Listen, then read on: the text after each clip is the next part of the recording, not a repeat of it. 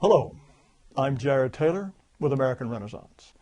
Most people think that the United States was, from the very beginning, dedicated to the idea of racial equality. Yes, they say, there was slavery and segregation, but we were always working to fulfill the promise of all men are created equal. Of course, Thomas Jefferson, who wrote those words, was a slaveholder who didn't think the races were equal at all.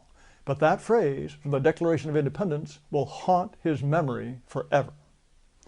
Not many people know that in 1776, there were black slaves in all 13 colonies and in the entire New World, from Canada to the tip of South America. In 1770, 40% of the white households in Manhattan owned slaves, and there were more slaves in the colony of New York than in Georgia. 9 of the first 11 presidents were slaveholders. The 2 exceptions were John Adams and John Quincy Adams. Jefferson thought slavery was a bad thing and that slaves would eventually be freed, but he wanted freed slaves sent back to Africa. There's a quotation from him on the wall of the Jefferson Memorial that goes like this: "Nothing is more certainly written in the book of fate than that these people are to be free." Well, in the original, Jefferson didn't stop there, adding, "Nor is it less certain that the 2 races equally free cannot live in the same government." That part has been conveniently forgotten. He wanted blacks deported and separated from whites so that they would be, and I quote, "beyond the reach of mixture." James Madison agreed. He wanted the U.S. government to buy up every slave and deport them. After he served as president, he ran the American Colonization Society, which was set up to send blacks back to Africa. At the inaugural meeting of the society, Henry Clay explained its purpose, quote, "to rid our country of a useless and pernicious, if not dangerous, portion of the population." Some of the most famous early Americans were not just members of the Colonization Society, they were officers.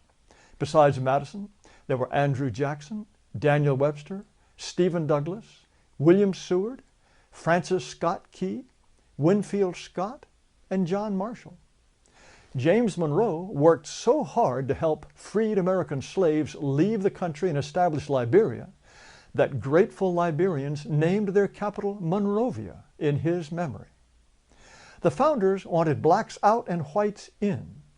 After the U.S. Constitution was ratified, the very first United States Congress had to decide who could be an American. They passed a law that said only, quote, "free white persons" could be citizens of the new country. Blacks couldn't be citizens even if they had been living in the colonies for generations. It took an amendment to the Constitution in 1868 for blacks to become citizens. And American Indians didn't finally become U.S. citizens until 1924. From colonial times on, there was strong opposition to mixed-race marriage. Massachusetts prohibited miscegenation from 1705 to 1843 and repealed the ban only because people thought it wasn't needed. They thought the idea of mixing was so repellent that no one would do it even if it were legal.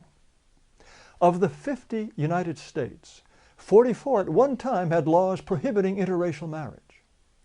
White people did not want blacks to vote. In 1855, there were 31 states in the Union, but blacks could vote only in 4. All of them were in New England, and together they had only 4% of the total black population of the country. The federal government made sure that blacks couldn't vote in the territories. When Oregon joined the Union in 1859, its constitution stated that no black person could come live in or even visit the state. But Abraham Lincoln, the great emancipator, didn't he believe in racial equality? No. During the Lincoln-Douglas debates, he said this: "I am not, nor ever have been, in favor of making voters or jurors out of Negroes, nor of qualifying them to hold office, nor to intermarry with white people. There is a physical difference between the white and black races which I believe will forever forbid the 2 races living together on terms of social and political equality." Lincoln agreed with Jefferson. He wanted to free the slaves and then deport them. In 1862, Lincoln had the Civil War on his hands, but he was so worried about what to do with free blacks that he named a commissioner on immigration and sent him off to look for countries that would take in the blacks he wanted to be rid of. He also sent a message to Congress calling for free blacks to be deported. U.S. presidents usually say only bland, non-controversial things. Well, this is what some of them said about race. James Garfield wrote, "I have a strong feeling of repugnance when I think of the Negro being made our political equal, and I would be so glad if they could be colonized, sent to heaven, or got rid of in any decent way." Theodore Roosevelt wrote that he had, quote, "not been able to think out any solution to the terrible problem offered by the presence of the Negro on this continent."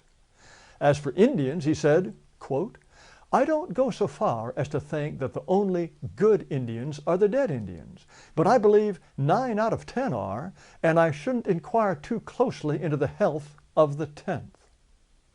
William Howard Taft once told a group of black college students, "Your race is adapted to be a race of farmers, first, last, and for all times." Warren Harding thought the races would always be separate. Quote, "This is not a question of social equality, but a question of recognizing a fundamental, eternal, inescapable difference." Harry Truman wrote, "I am strongly of the opinion that Negroes ought to be in Africa, yellow men in Asia, and white men in Europe and America." He also referred to the black servants in the White House as, quote, "an army of coons." Dwight Eisenhower told Supreme Court Justice Earl Warren he understood why Southerners wanted segregated schools.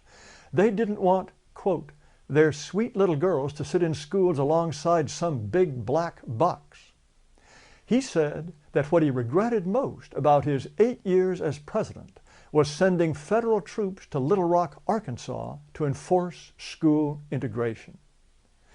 It's not until John Kennedy, elected in 1960, that we have a president with views on race that just might be considered acceptable today. Because now, of course, we are supposed to think that race doesn't even exist. And even if it did, it would be immoral to base any decision on race. As I think I've made clear, this is a very recent way of thinking. From colonial times right up through the mid-20th century, virtually all white people believed race was an essential part of the American identity. They understood that people of different races are different and build different kinds of societies. They thought only Europeans would make the United States the kind of country that they would want to pass on to their children. So, there are two views.